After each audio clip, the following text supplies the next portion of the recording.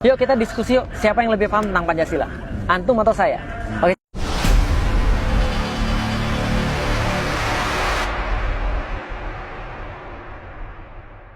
Pancasila, tuduhan orang terhadap pusat anti Pancasila dari NKRI. Ya, jadi gini, siapa? Enggak, ya. Enggak. Jadi kalau tuduhan-tuduhan anti saya jelasin gini. Oke, sekarang kita mau ngetes tentang Pancasila. Saya mau ngajarin antum tentang Pancasila dengan satu diskusi yang antum bisa bawa kemanapun. Jadi kalau antum dibilang anti Pancasila, antum langsung bilang aja, yuk kita diskusi yuk, siapa yang lebih paham tentang Pancasila? Antum atau saya? Oke, coba lihat ya, gimana caranya. Jadi gini, Pancasila ada berapa sila? 5. 1. Tuhan Yang Maha Esa. 2. Adil dan beradab. Yang ketiga, Persatuan Indonesia. keempat, Kerakyatan yang dipimpin oleh hikmat kesetaraan persoalan perwakilan. yang kelima, Keadilan sosial bagi seluruh rakyat Indonesia. yang paling panjang yang mana? 4. Saya nggak bahas yang pendek-pendek, nggak level, yang panjang aja. Coba ya, kerakyatan yang dipimpin oleh hikmat kebijaksanaan. Oke, sampai di situ dulu. Hikmat kebijaksanaan. Sekarang saya mau nanya, hikmat itu bahasa apa? Bahasa Arab. Oke, ada nggak hikmat dalam arti bahasa Indonesia? Ada nggak hikmat dalam arti bahasa Indonesia? Buka KBBI, Kamus Besar Bahasa Indonesia, ketik kata hikmat, Anda akan lihat artinya adalah kebijaksanaan. Berarti arti hikmat adalah apa? Oke, sekarang artiin hikmat sebagai kebijaksanaan, baca ulang. Kerakyatan yang dipimpin oleh hikmatnya diartiin, kerakyatan yang dipimpin. Ngapain ulang 2 kali saya tanya? Nggak mungkin ulama-ulama yang buat Pancasila itu redundant, ngulang 2 kali. Nggak. Al-Quran itu sangat detail. Dan yang baca terbiasa detail. Orang muslim itu terbiasa detail. Hati-hati ngomong dengan orang muslim, karena orang muslim itu terbiasa detail. Dia akan memperhatikan setiap kata itu benar. Contoh, hikmat kebijaksanaan. Nggak mungkin kebijaksanaan. Kenapa? Pasti ada maksud yang lain. Oke, kita coba lihat. Arti hikmat dalam bahasa Arab. Apa bahasa Arabnya hikmat? Wisdom dalam bahasa Inggris. Sama, kebijaksanaan juga. Berarti ada arti yang lain.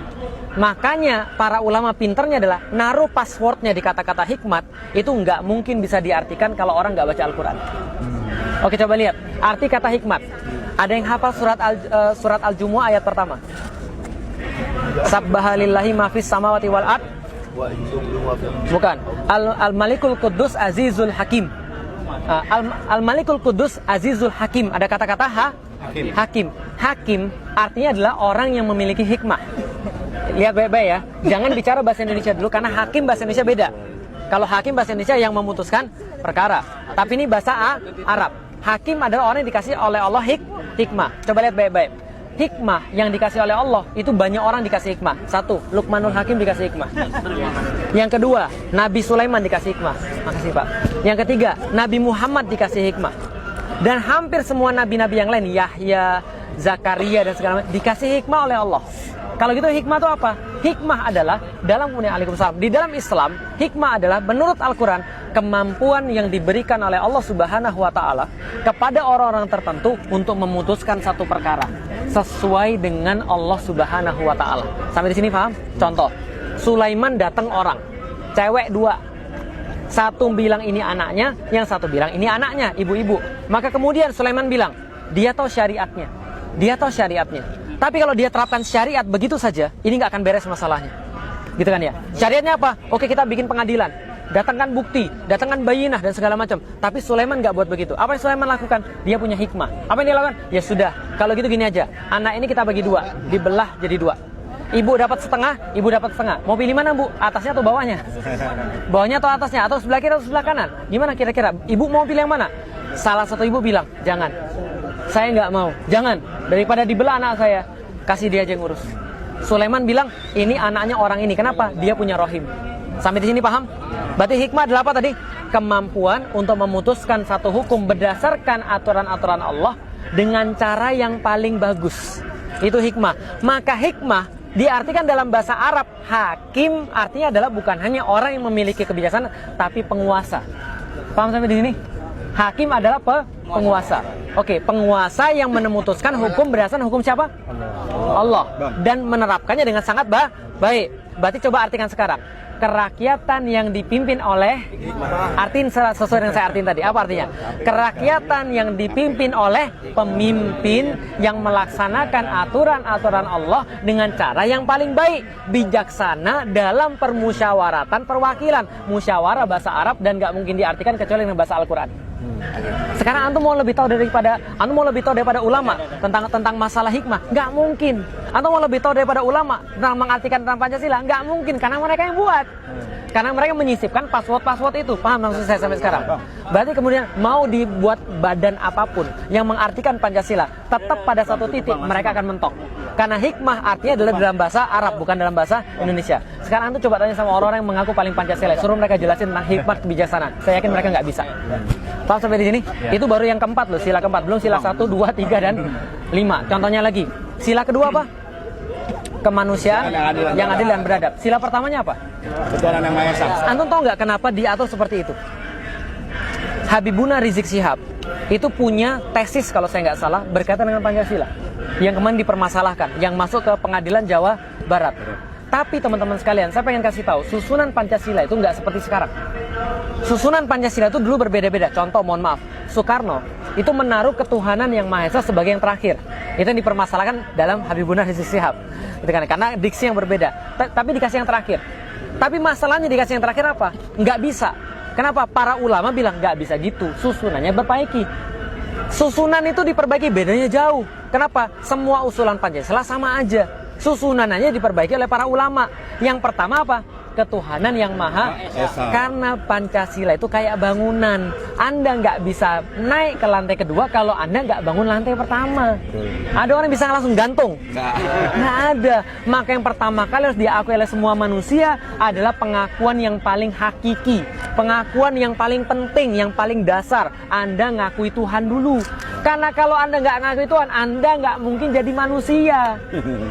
Paham nggak maksud saya? Beda binatang sama antum apa? Punya akal, karena itu bisa ngakui Allah. Karena itu kita punya aturan daripada hanya orang yang mengakui Allah, hanya orang yang mengakui Tuhan yang bisa menjadi manusia yang seutuhnya. Paham sampai di sini? Kalau Anda nggak mengakui Tuhan, Anda nggak mungkin menjadi manusia secara utuh. Contoh, lihat nih, tahu Nabi Adam diciptakan sama siapa? Iblis, tahu? Yang dia diciptakan sama siapa? Allah. Dia jin, iblis itu. Ketika Adam diciptakan, lantas mana Allah bilang semuanya bersujud pada Adam. Fasajadu illa iblis. Maka semuanya bersujud kecuali apa yang hilang pada dia? Dia nggak ngakui Allah sebenarnya. Allah suruh sujud sama dia. Apakah Allah suruh sujud sama Adam? Enggak.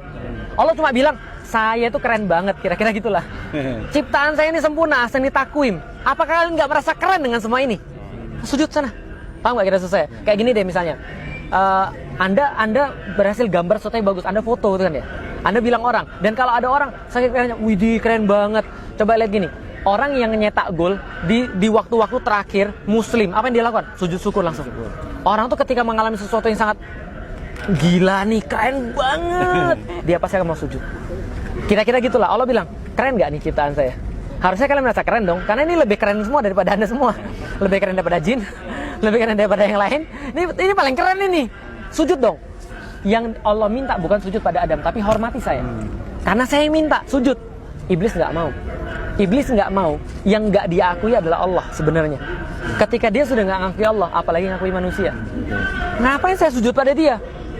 Dia cuma dari tanah, saya dari api. Padahal Allah sudah bilang, kami nggak hanya jadikan dia daripada tanah, tapi kami jadikan dia daripada tanah. Kami sempurnakan dia dengan seimbangkan dia, dan kami kasih dia pada dia ruh yang menghubungkan dia senantiasa daripada kami. Paham nggak maksudnya? Artinya iblis cuma bilang, gue itu udah lama kali. Tahu nggak cerita tentang iblis? Iblis tuh pas ruku, lama bertahun-tahun. Allah bilang tambah lagi sekian tahun, mau dia. Sujudnya tambah lagi sekian tahun, mau dia. Antum pernah nggak sujud bertahun-tahun? Lah imam sebentar sujud sudah agak lama. Ya kan ya? Dia sudah suruh sujud bertahun-tahun, mau loh, nggak ada masalah. Tapi ketika manusia datang, dia nggak mengakui Allah, karena dia nggak mengakui manusia. Maka kalau ada orang nggak mengakui Allah, dia nggak mungkin mengakui manusia. Lihat PKI. PKI itu yang nggak diakui siapa? Tuhan. Maka dia ngelihat manusia tuh, manusia dipotong, disembeli, darahnya keluar. Itu sama aja kayak ngelihat ayam dipotong. Karena dia nggak pernah memanusiakan orang. Ingat baik-baik kata-kata saya. Kejahatan itu terjadi ketika antum sudah mulai tidak memanusiakan orang. Nggak usah bicara tentang agama dulu deh. Orang itu bisa jadi jahat kalau dia sudah tidak memanusiakan orang. Makanya cara orang untuk jahat pada orang-orang muslim di Suriah, di Rohingya adalah dengan tidak menganggap mereka manusia. Mereka tuh sama aja kayak binatang. Kayak monyet mereka itu, hitam. Dan kita ini adalah ras yang terpilih, mereka tuh monyet. Maka mereka bunuh manusia, itu kayak bunuh monyet. Paham nggak kira-kira saya? Perang salib. Betapa teganya mereka menumpahkan 60.000 darah orang di Masjidil Aqsa, di Baitul Maqdis. Kenapa mereka jadi setega itu? Sebelumnya mereka sudah dikasih hoax dulu. Jadi nggak usah ngajarin orang muslim hoax. Mereka yang sering buat hoax sebenarnya. Apa yang kemudian mereka lakukan? Muslim itu tukang makan anak kecil. Anak kecil itu disup. Mereka jadiin kemudian tulang-tulang dari anak kecil dijadiin sebuah kalung misalnya. Apalagi mereka mengencingi salibnya Yesus Kristus. Itu yang mereka buat sehingga mereka benci dengan orang muslim. Sehingga nyembelih orang muslim udah kayak nyembelih ayam, udah kayak nyembelih binatang. Nah, maka kalau ketuhanan yang Maha Esa itu ada, maka baru ada bisa kemanusiaan yang adil dan kalau Anda mempermasalahkan Tuhan, Anda bukan manusia. Karena pengakuan paling hakiki adalah manusia. Kalau kemanusiaan ini tidak adil dan beradab, nggak bakal ada persatuan. Lihat sekarang, gimana ada persatuan? Orang mereka buat perpecahan terus. Baru tenang sedikit sudah dibuat. Yang mana yang lebih bagus? Yang berjasa di abad ke-20, Soekarno atau Nabi Muhammad? Gila. Kadang-kadang ya ini contoh misalnya. Baru mau kita tenang dikit. Diadu lagi. Nggak ada persatuan. Kenapa? Karena nggak ada orang manusia. Karena orang nggak menghormati agama. Lah kalau nggak ada persatuan, nggak akan ada pemerintahan. Makanya kadang-kadang saya lucu. Mereka yang di atas sana, oke lah silahkan menang, nggak ada masalah. Ya ini urus dengan baik, ini rakyatmu ini seperti apa, umatmu urus dengan baik. Kita nggak ada masalah, urus dengan baik sana, paham nggak kira saya? Nah tapi masalah dibuat perpecahan sehingga nggak ada pemerintahan. Terus nggak usah pakai payung, tenang. Mereka panas, saya juga panas. Nah yang kelima, kalau sudah ada pemerintahan, baru ada keadilan sosial bagi seluruh rakyat. Itu ujung daripada makosid syariah. Jadi kalau mau debat tentang Pancasila, ayo kita layanin ngomong berapa lama. Tapi kenapa mereka senantiasa menuduh? Antum sudah tahu, antum baca Al-Quran. Orang-orang yang benci sama Islam itu cuma punya 3 cara. Saya mau kasih tahu sama antum. Cuma punya 3 cara. Satu, yang paling pertama nuduh. Fir'aun didatengin Musa, nggak punya dalil, nggak punya pembelaan. Apa yang dia bilang? Allah, anak baru kemarin sore. Allah, kemarin kamu tuh makan duit saya, tahu nggak? Kamu tuh dulu di dapur saya kasih makan. Ngejek yang pertama. Kalau ngejek sudah nggak berhasil, nakut-nakutin. Musa, kamu masih punya kasus loh di sini. Hati-hati loh, kamu masih punya kasus loh. Kamu bisa dipenjara loh di sini. Hati-hati loh. Masih nggak berhasil yang kedua, yang ketiga, yang lain yang ditakut-takutin. Hati-hati sama Musa. Kalau kamu ikutin Musa, kamu nggak punya negara lagi. Kalau kamu ikutin Musa, kita nggak ada lagi Mesir. Sama nggak kayak sekarang? Diejek sudah belum? Dah. Ditakut-takutin sudah belum? Orang yang lain ditakut-takutin sudah belum? Berarti sebentar lagi belah lautan. Ya tinggal tunggu yang itu aja, gitu kan ya. Ya, silakan. Anak ke pos dulu ya. Ahlan Pak Haji, silakan Pak Haji, silakan. Insyaallah.